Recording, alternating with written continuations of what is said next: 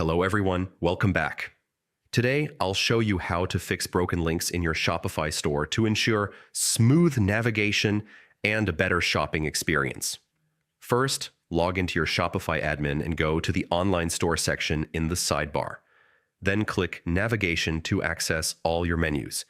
Inspect each link in the main menu and click the pencil icon to edit any broken or incorrect links. Make sure each URL points to the correct page. Next, return to Online Store and select Customize.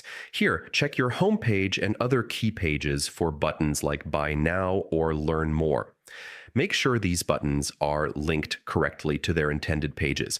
By systematically checking your menus and buttons, you'll eliminate broken links and prevent future navigation issues, keeping your store user-friendly and professional.